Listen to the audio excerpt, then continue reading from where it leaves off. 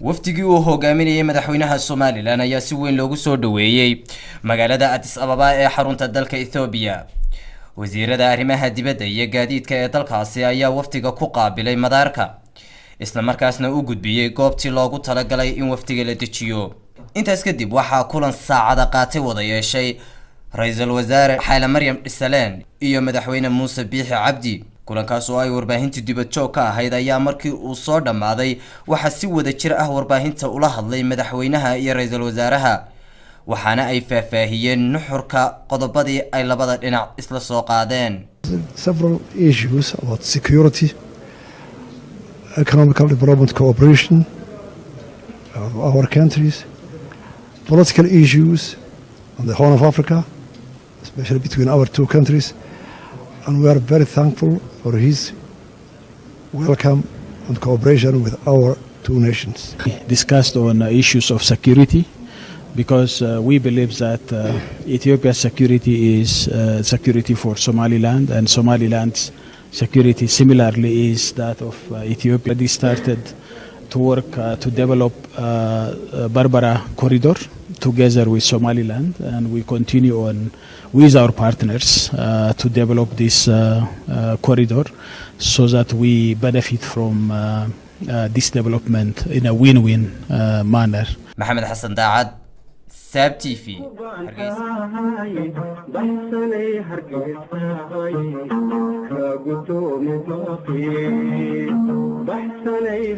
Hello viewers, my guest is today Dr.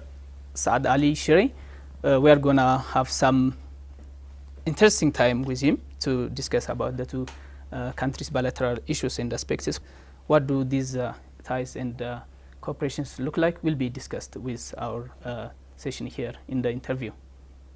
Thank you, Doctor, for having this interview with us. To begin with, let's talk about the election. I think you have peacefully finished that and you have elected your president.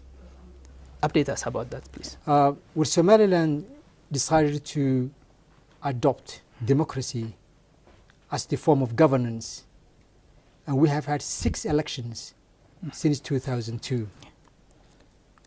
We had a parliamentary election, 2 council elections, and 3 presidential elections, all monitored by the international community and declared free and fair. And the last one was the presidential election we had in November the 13th last year, 2017. And that was peaceful and declared to have met the international standards for the election and to have been free and fair. I think we have done something which all Africa can be very proud of under the circumstances. When you take into consideration the fact that Somaliland is a small country and it's not yet recognized, to have achieved that, I think is really something which Africa can be proud of. What do other African countries learn from your experiences? That peaceful election and transition of power. I think the key thing which we can share, I think, with the rest of Africa is, first, if you want really peace and progress and democracy, you need to have a system, a governance system which is democratic and inclusive, and you need to have good governance, and you need to have also justice, administered fairly in the country.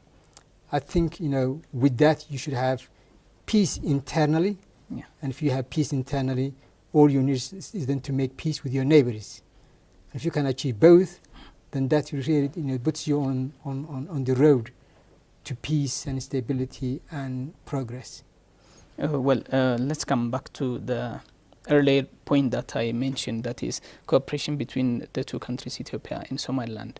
As a foreign minister, yes, and as a guest representing Somaliland here in our studio, what are the ties cooperations look like, or how do you evaluate the ties cooperations between the two countries and the diplomatic relations as well? Yes, well, as I said, we cooperate on many fronts. Okay.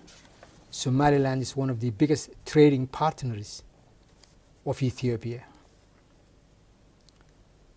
We cooperate on security. We cooperate on social development. We have many students who are studying in Ethiopian universities at the present time. And we also serve the maritime service needs of Ethiopia. We have one of the biggest ports on the Red Sea in Berbera. Yeah. And now we're in the process of developing that port through a concession we gave to DB World. And when the port expands, we hope we will be able to accommodate traffic, both exports and imports from Ethiopia. So there is, a mutual relationship in all these areas. And as I said earlier, it's not a relationship which recently started; it's a historic relationship. Sure. When you talk about the economic cooperation between the two countries, as you know, Ethiopia is using Berbera port. What do you think the futurity using this port will be? As you know, or as you said, it's being developed. What will be the benefit of Ethiopia in the future from this port? Well, Ethiopia is a big country in terms of population, and with an economy which is developing very fast. Yeah. And it's landlocked.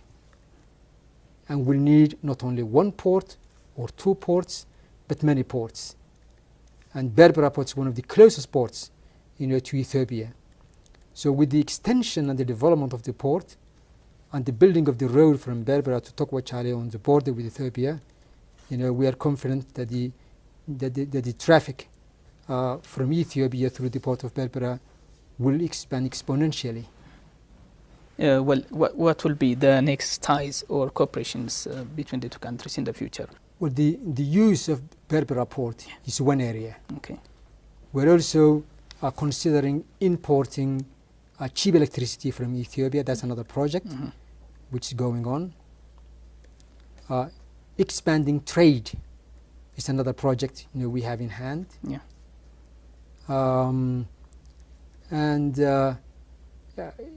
It's possible also to one day to have even a rail that connects between Somaliland and Somalia. So I think the future is really bright when it comes to the cooperation between the two countries, and we hope our trade will expand in the future immensely, particularly with the extension of the port and the development of the road and the extension of electricity to Somaliland.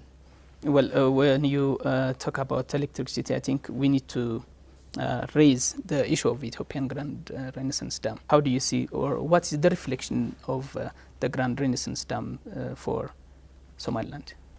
Well, first, every country has the right to develop its resources, and that includes Ethiopia.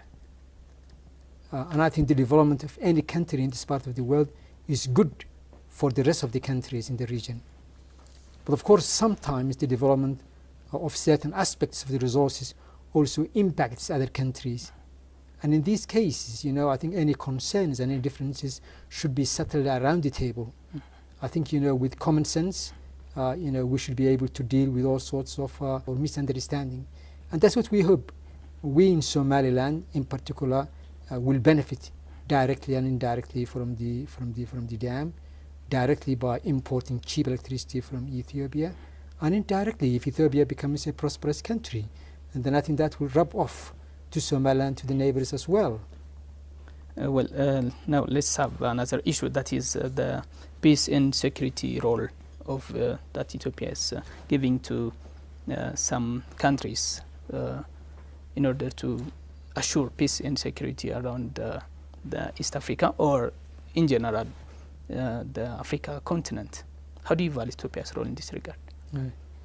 Well, I think we all have responsibility to ensure that we have a peaceful and secure region. There are common enemies, I think, which all authorities are at the present time trying to deal with. I think it's in the best interest of the people of this region to make sure that we have peace and stability. And every country has the responsibility to contribute to that goal of ensuring peace and stability, because without peace and stability you cannot have development. As you know, this East Africa this region is seeking attention of other countries currently. The geopolitics of this area is becoming a hard issue, or it can be taken as an issue for other big countries this time. How do you see this the current geopolitics of East Africa? Well, the Red Sea has been always a contentious area because of its strategic value. Mm-hmm. During the Cold War, we had, American bases and Russian bases all contesting for the control of the area. It seems like now we are slipping back to that sort of a bad era, and we have a lot of countries with strategic interests, expressed in the region. But as I said, our goal and our hope is to strengthen the peace and stability in the region, and not to be, drawn into conflict between powers outside the region. Well, Dr. Saad Ali Shiri, I'm winding up my questions, but before we conclude, I would like to talk about the current status. I want you to update us about the current status of recognition of Somaliland by the UN. What are the efforts you have undertaken, and what are the progresses you have recorded so far? Well, first I want just to make our audience understand that Somaliland is not a region which is seceding from Somalia. Somaliland is an old country. It's the former British protectorate, and was so until June 26, 1960. It was only, the 30 years from 1960 to 1991 that Somaliland was part of Somalia in a union. When Somaliland joined Somalia, Somaliland was an independent state, And in 1991, our people decided to leave that union and to reclaim their independence, because we had a very bad experience during the 30 years we were with Somalia. Now, since 1991, and that's 27 years now, I think we have made remarkable progress in every area. We rebuilt our cities, which were destroyed. We rebuilt our social development. We have now more than 250,000 students in schools. We had hardly any schools at all at that time. We had good healthcare infrastructure at the present time. And I think people also understand that Somaliland is a country that fulfills almost all the requirements, in fact all the requirements of an independent state. And that includes a government in authority, international boundaries, permanent population, and the ability to enter into treaties and agreements with governments and international companies. The only thing that's missing is the recognition of the sovereignty, full sovereignty of the country. We believe we have every right to be recognized as a sovereign state. Some people may be concerned that the recognition of Somaliland may open a Pandora box in Africa and may encourage, regions within countries also to seek to secede. But that's not the case. We had a commission from the AU in Somaliland in 2005, and in their report they said the Somaliland case is unique, and there is no reason, to be concerned of a Pandora box being opened if Somaliland is recognized. So we hope, and we are confident, that the international community will realize our right, to have our right place in international forums and regional forums like the AU and the UN, and that it will be recognized sooner than later.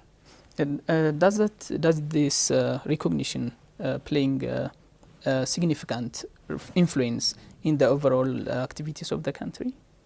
Well, lack of recognition, of course, is a constraint to our development, because we are not recognized at the present time. It's more difficult to attract foreign investment. It's more difficult, in fact, it's impossible to access international credit, for example, in the World Bank and African Development Bank. It's also difficult to access bilateral aid. And as our passport is not fully recognized around the world, so it's very difficult for our people to move around as well. So it puts a constraint on us. And I think, this raises a humanitarian issue. Why should our people be denied, the possibility and the chance to develop And our people, why should they be denied, you know, the right to move around? You know, it's a humanitarian issue. And we think, you know, we should, you know, our people should not be denied these basic fundamental rights which people within a sovereign nations enjoy. Well, Doctor, I think this was what I want to say. The questions that I wanted to raise are already entertained. But before we close it up, if you have any message to our viewers, please. Yes. Yeah. Well, I just would like to make the point very clear. All right. That, you know, Somaliland is a real. It's here and here to stay. And we want to have good relations with Somalia. We want to have good relations with Ethiopia. We want to have good relations with Djibouti and the rest of the countries in this part of the world, you know. And, you know, we want to be a partner, you know, with our neighbors. Our vision is to have a family of independent states, including Somaliland, which has an economy, you know, which is integrated. I mean, that's the way the world is going nowadays. That's our vision. And I think nobody has suffered as a result of Somaliland reclaiming its independence, and no one will suffer by recognizing Somaliland either. I think it's for the benefit of everybody, including Somalia. Well, thank you once again for coming to our studio and sharing all these very helpful points with us. I would like to thank you on behalf of our viewers. Thank you once again. Thank you very much. All right, I appreciate that. Thank you very much.